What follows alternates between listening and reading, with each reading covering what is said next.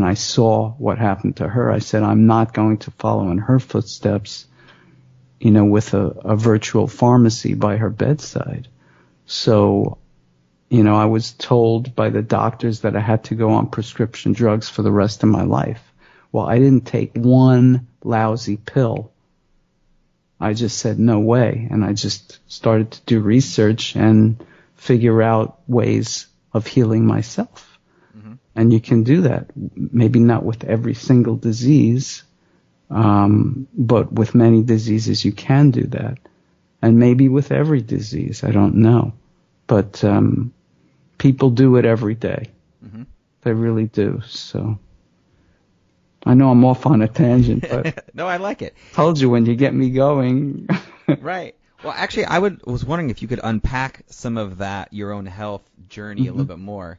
So what kind of, you said you did research, and so were you like doing tests on yourself to find what natural area does the best? I mean, how did that work? What you really should do if you have any kind of illness or even high cholesterol, which I had, something simple like that, just go online and start to do research. It means, spending weeks of getting online and reading and reading and reading. What are people doing? What are they doing naturally that's working? And you can't just go to one website and say, wow, this guy found the answer. I'm going to do exactly what he did. Well, now you got to check to see if anyone else is doing that. Is he the only one? Or are other people saying the same thing? Now, if you can find a number of people saying the same thing, then you're onto something, and you also need to have someone who is an alternative health practitioner or an advisor who knows more than you do that can help guide you as well. So that's also important. But many of the things that I found, I was able to find on my own and just run it by, someone who knows more and who agreed with me. He said, yeah, that sounds great. How did you find your trusted health practitioner? By asking people, asking for recommendations. Mm-hmm. So many people are into health food and being healthy now. If you know anyone who's in that realm, talk to them. Ask them, do you know someone who can advise me? Or do you know someone who might know someone? It's the six degrees of separation. Everyone knows someone who can do something. You got to put yourself out there and start asking and talking to people. Lots of health food stores now have people who come in once a week or once a month just to advise people. Mm-hmm. And, just regular health food stores. That's a good place to start too. Go to someone who works in a health food store and ask them, do you know someone who can advise me? I also recommend Life Extension Foundation, which is, a website, lef.org, stands for Life Extension Foundation, and you can call up and you can talk to their advisors for free. Oh, wow. They're doctors. They give you free advice. And their supplements are really high quality, very good stuff.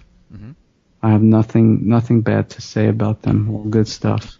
Well, that's amazing. So yeah, I mean, it's really not that hard to find. You just have to go do it. So many people are talkers and not doers. You have to do. Just don't just talk, please. Yeah. So many people do that. You know what I'm saying? I mean, people like that, right? Oh, definitely. Yeah.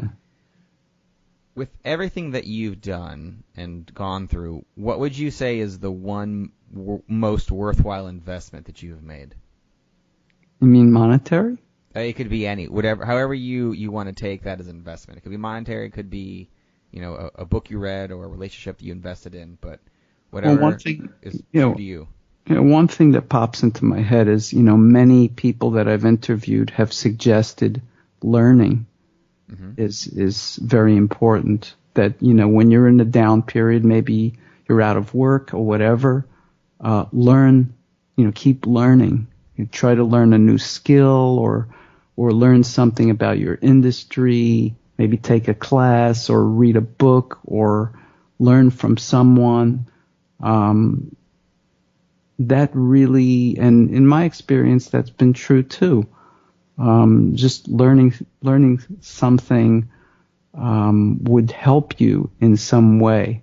It's going to help because the more you know, the more successful you're going to be. It definitely helps with being successful, is learning.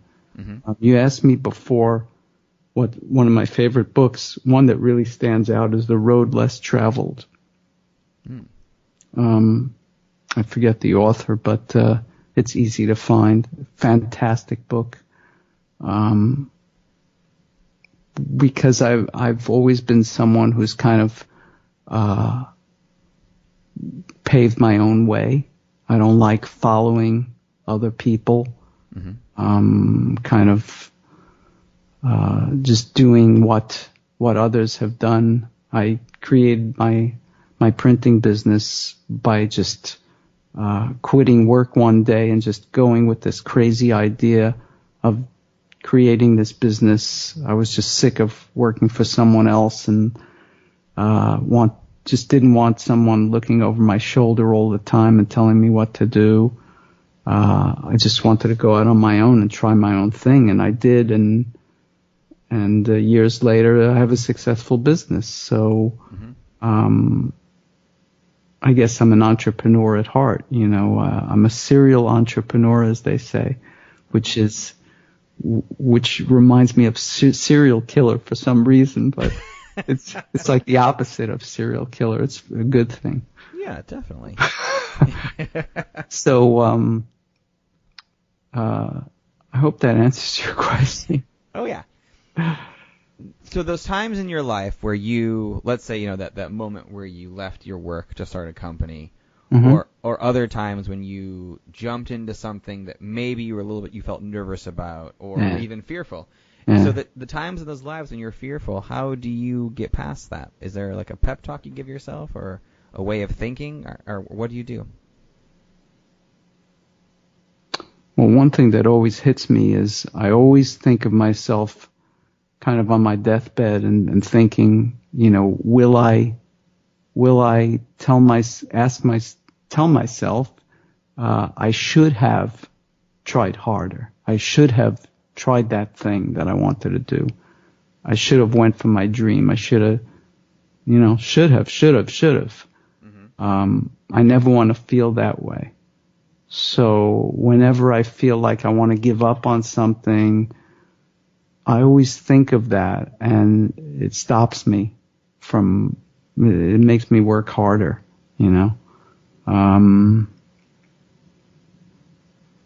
think that that's something that always pops into my head. Sure.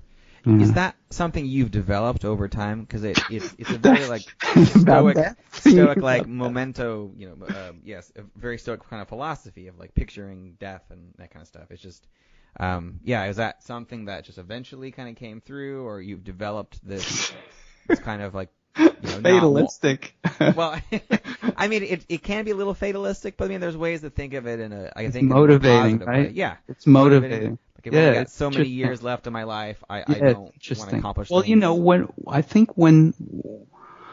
when I became ill, I began to feel kind of this sense of mortality, so it kind of woke me up.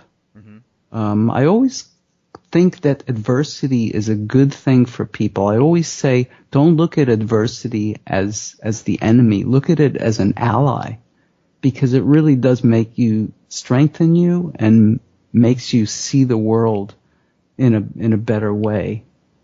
It forces you to become a realist. I was an idealist for many, many years, so it forced me to become a realist, and that's very important, to be able to look at the world as an idealist and see it for what it truly is. Because like I said before, life is tough. You got to be tougher. So I think that's important. About this thing about being on your deathbed, I don't know where that came from. I guess I don't know. It just came to me, but it's helpful to me because it is motivating. I don't want to feel like I left something behind, like I should have went for it. Because life really, when you think about it, life is short. Like, you never know when it's going to be over. Never know. So you really have to live in the moment. I kind of balance myself to not go totally crazy and just, live in the moment all the time and do crazy things and do reckless things. But I think it's important to smell the flowers, to take time out. And if you're really stressed at work, take a break for a few minutes. The great thing about having your own company is you can step away from the phone. You can go outside anytime you want. You don't have to work with that client who's driving you crazy. I've decided not to work with certain clients because of that, So really health and happiness is so important. It's not worth it for $1. It's not worth it. It's people get stuck in jobs that they really hate for $1, for the money, and they feel trapped in that. I can't do that. I just can't. I was there, and I now write songs about it. There's a song that I just wrote about breaking out of that, called "The Land of the Free." So it's, for me, that's very important. I think, like I said, life is short, so you really need to enjoy it in one way or another, and don't suffer. Just don't suffer, please. As someone who is both creative and has run businesses, and so has kind of a foot in both of those worlds, are there elements of your creativity that have really helped you in your business world, or vice versa, what you've learned in the business world has really helped you in the creative realm that you've developed? Sure, absolutely. I think they work hand in hand. Trying to think of something specifically, but for me, it's kind of all integrated because I've been, as I said, a serial entrepreneur. I've had a number of businesses, and I do my music at the same time, and I created the film, and everything is kind of wrapped up within each other. They're all kind of melded together. I'm able to multitask because I've been doing it for years. So anything that you do over some time, you're going to become an expert at.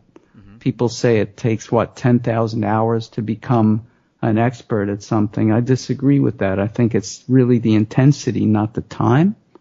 So, you could spend 100 hours doing something and really become an expert at it if you're really intensely doing it. So, I think I've become an expert at so many things just by doing. I never formally learned how to do graphic design. I taught myself how to do graphic design. I taught myself how to edit a film. This is just learning on your own by trial and error. Yeah. I have had singing lessons, but trying to think what else I taught myself how to do. I guess run a business. No one really told me how to run a business. That's all trial and error. But, after you do it for a while, you become an expert. What would you say is the best advice you've ever received? Never give up. Never give up. That is That is the most important thing.